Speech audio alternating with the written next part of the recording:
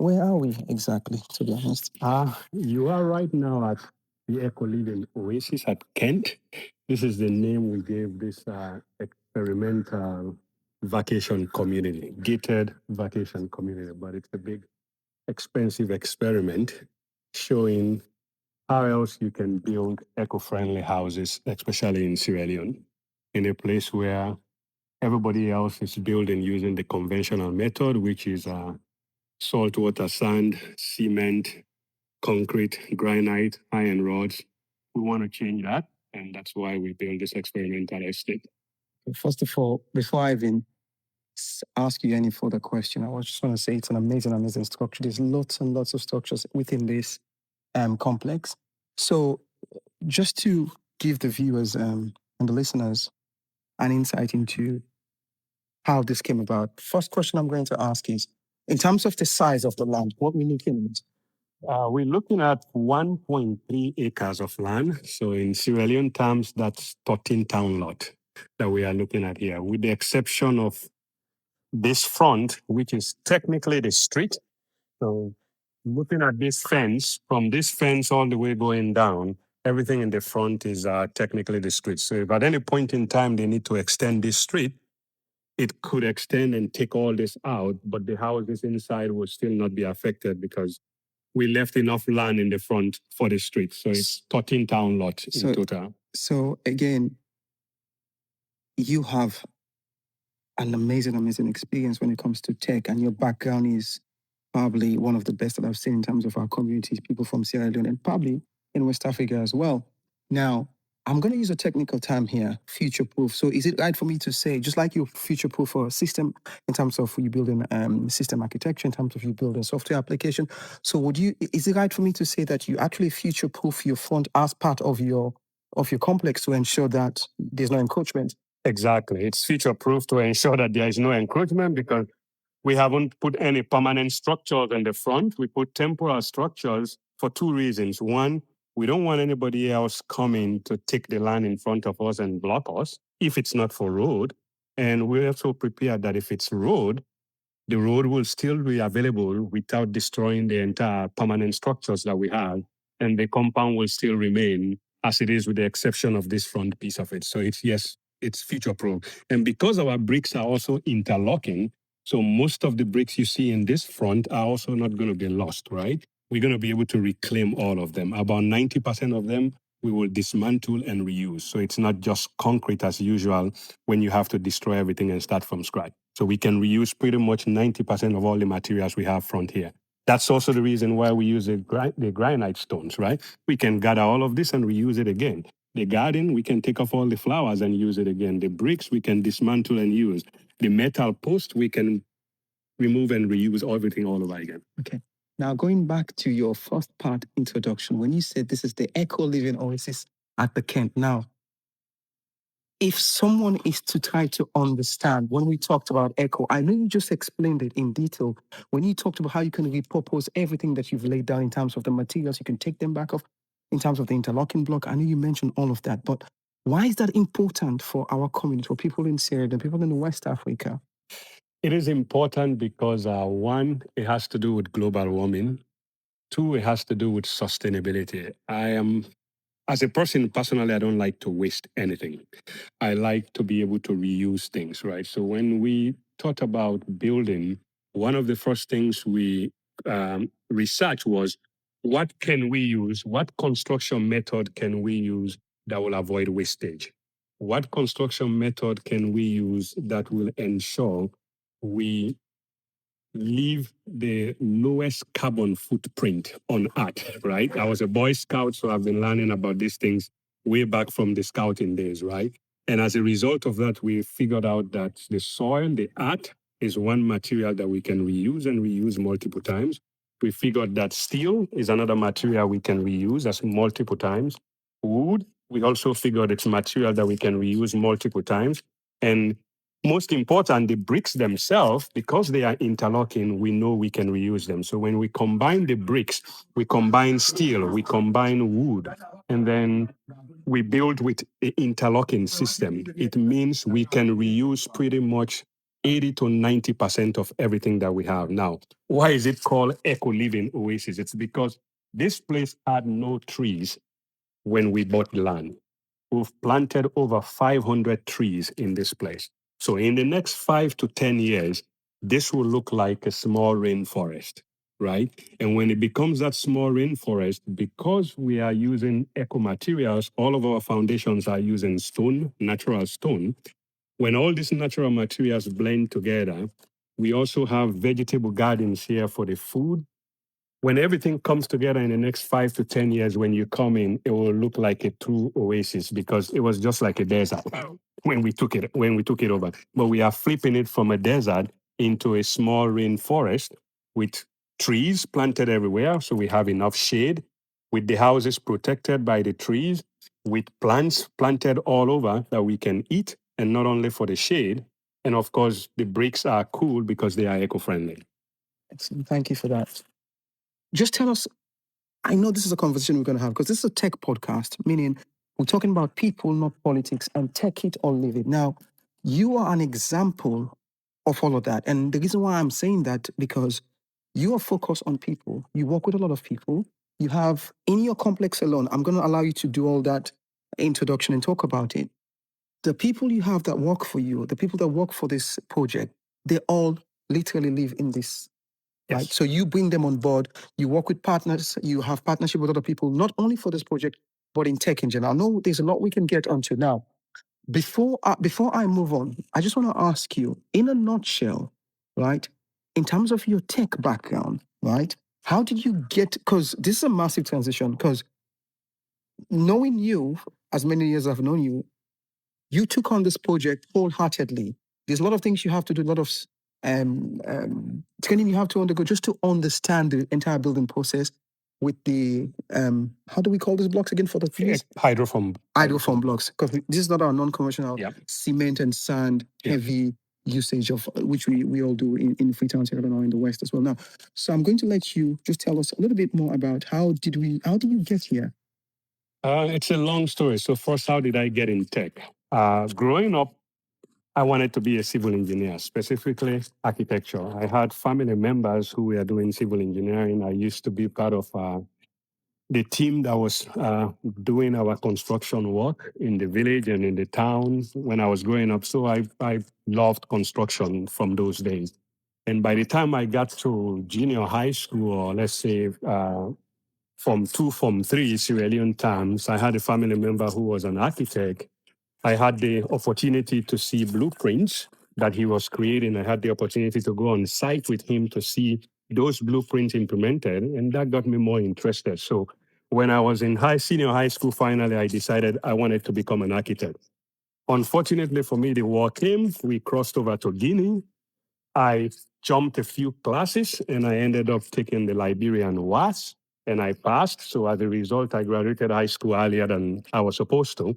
So I applied for college in the US, and the college sent me a manual in the post, but in the manual, they said I have to apply online, right? They sent it in the post, but I had to apply online. I had the option to also apply on paper, but post office in Guinea at the time was not anything good, right? I wanted to make sure I get there. So I took my friend, we went to an internet cafe. We asked them, what can we do? They said we have to pay for 30 minutes. We paid for 30 minutes. They set up my first email address, which was a lycos.fr email. This was back in 1998. Once that email was set up, the guy did everything he was supposed to do. I responded to the university that I've received the package. Now I'm going to start the application process. I was sending it in. And I asked the guy, how can I learn how to do this myself? Like, if I want to come in and send emails for myself and continue to do the correspondence without you, how? He said, all you have to do is buy the time, 30 minutes or 1 hour, I will show you. And since that day, I fell in love with computers. Everything that I knew about civil engineering just went away and disappeared as if it was never there. So I started learning about computers. Long story short, I did my, my basic computer training in Guinea Conakry at the time, starting with MS-DOS, Windows. By the time I got to Windows, I had the opportunity to get a Windows Windows 95 plus laptop, digital equipment. That was my first laptop. This was again 1998. And then I came to Freetown 1999. I was my girlfriend's, who is my wife now, had a floppy disk. I needed a floppy disk to do something. She gave me the floppy disk. It was one of these 3.5 inches floppy disks that has the metal. I put it inside, it got stuck. I tried to take it out. The metal left inside and only the rubber came out.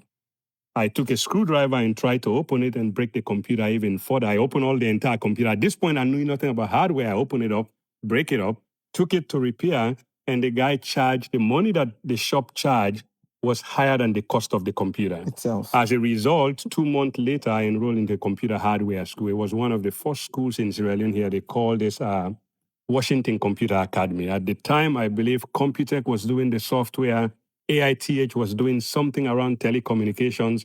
This school was one of the first that was actually doing computer hardware where you have the opportunity to disassemble and assemble a computer.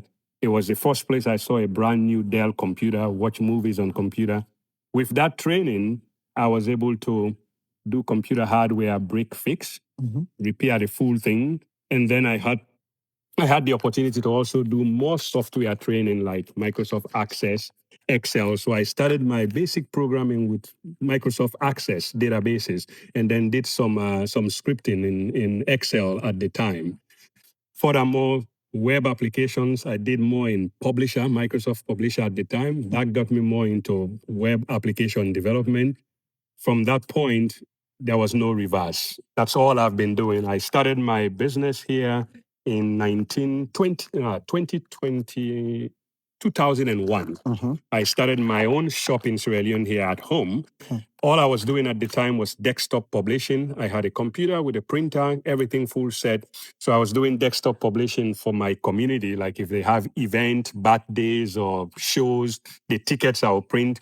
Then I moved on to setting up an internet cafe. I got additional computers, started typing dissertations for university students who didn't have computers. And the computer center expanded to the point where I had over 30 students at any given time. And I had over 50 computers at the place. This was all the way to 2004.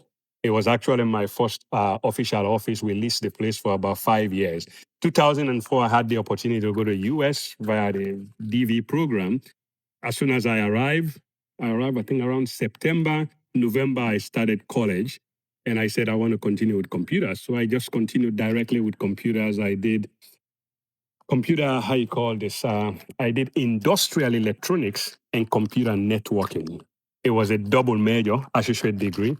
So I did that for about 2 years. I got my degree, then moved over to bachelor's, got my bachelor's in information technology, moved over to master's and then the doctorate. But today, what do I do in tech? I am more of an architect, right? I do architecture. Full time, I work for Accenture, one of the top 5 global consulting companies. On average, I spend about 75% of my time traveling either to clients or to my staff in different parts of the world. That could be India, it could be Pakistan, it could be Mexico, it could be Argentina, anywhere. I have a global team of about 2,500 people that I manage. And I have a portfolio of clients that's over 100 million US dollars, right? And the total number of platforms and applications that I manage within my practice, it's upwards of 50.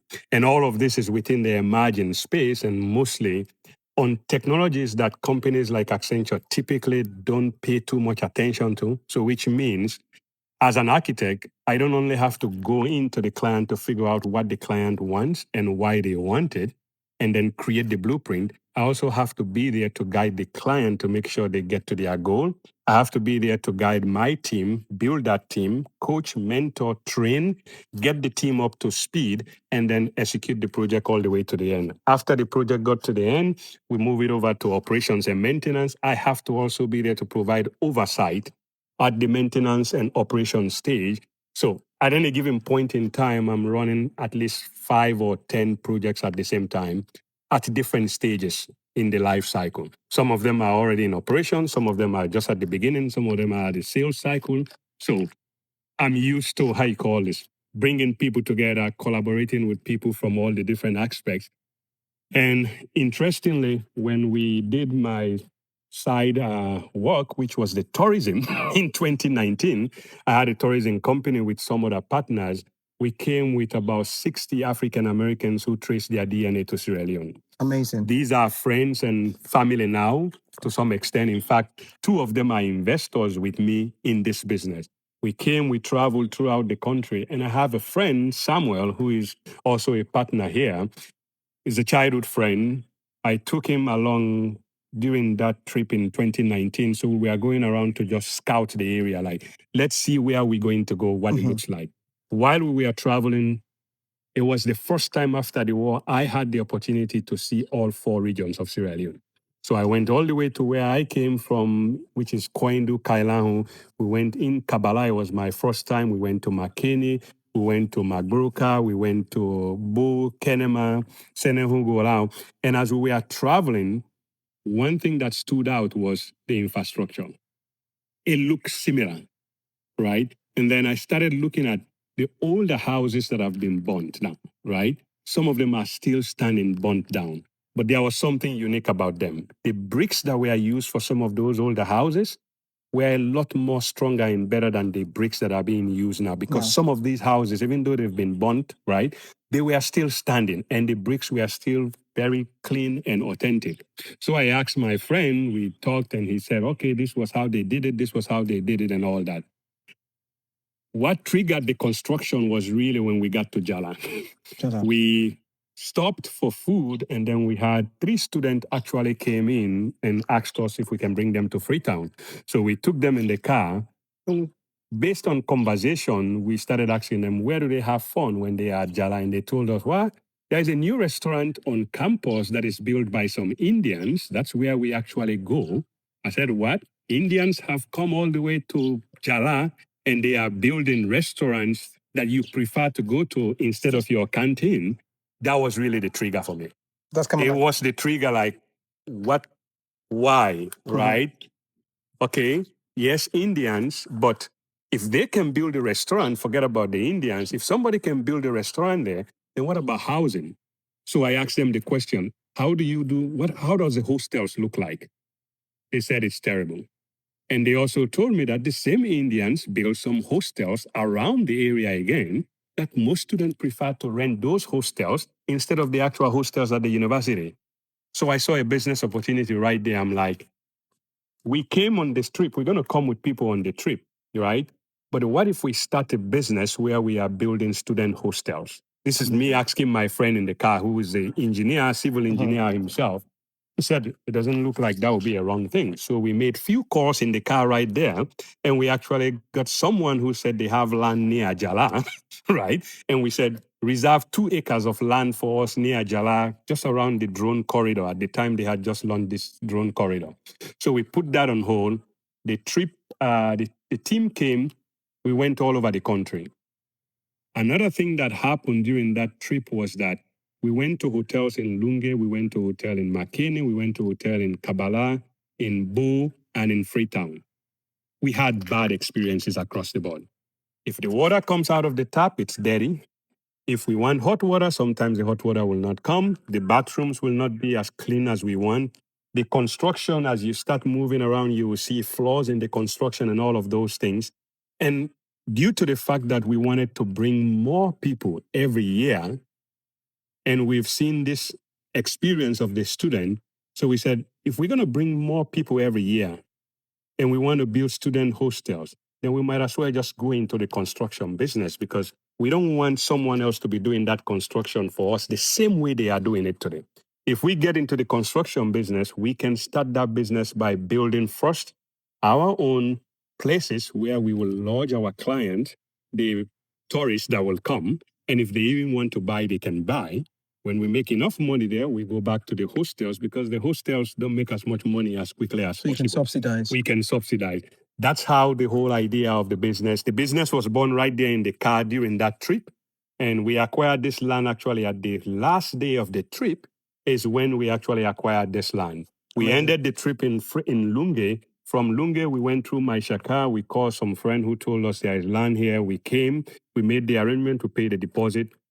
We locked this in. Listen, Tamba, that's amazing. There's lots of questions I need to ask you because what you just explained in terms of trying to put this in a nutshell, I think it will be a disservice if I don't engage you in some of those conversations. We're going to take a seat in a second, but I think one of the things that stood out for me in everything that you said, it's your ability to just take the opportunity, take the risk. Because it started out. I can go to something very simple in terms of you having that mishap with your putting that floppy disk in there right there, and then you went all the way. You started taking things apart. So even at your ability to take risk, it stood out, and it pays off because you think about all the things you've done, all the journey you've made, where you were on a trip, you had to make a decision to be able to fetch this land. You got this land at the very last minute. And this is where we are now. I know you have footage, I know you have pictures, I know you have videos, lots of them before the actual construction itself. That's something we'll get to at some point. But I think right now we just need to take a seat because there's a lot we need to unpack in terms of what you've said. And it's all great. I'm loving this because I feel like sometimes Africans, Sierra Leoneans, more specifically Sierra Leonean ourselves, we frown on the opportunity to collaborate. Yeah. I know there are bad experiences. Oh yeah, a lot of them. Yeah, and I know, before you got to this point, but you did not give up, which is amazing, I don't know how to say this enough, because I know you, I've worked with you. Again, that's another thing I want to talk about as well, and listen, I'm going to let Tamba speak. The reason why Tamba needs to speak, I cannot do this man justice. The reason why I said that, because it's amazing I'm standing here with him talking about tech. Because I remember we have a mutual friend, right? Yep. And that mutual friend actually messaged you up and said, I know someone who's trying to do something. That was 2017, 2018. Yep. That was me, right? Yep. Remember, I know someone's listening. And then in an instant, let me add him. You add me on to Slint, right? Yep. And then, the rest is history. So that's something we're going to talk about as well. But for me, why that is also important, it's your ability to take people on, welcome them, and share what you have in terms of knowledge, in terms of opportunities, and so on and so forth. Yeah. Let's grab a seat and let's continue this. Thank you.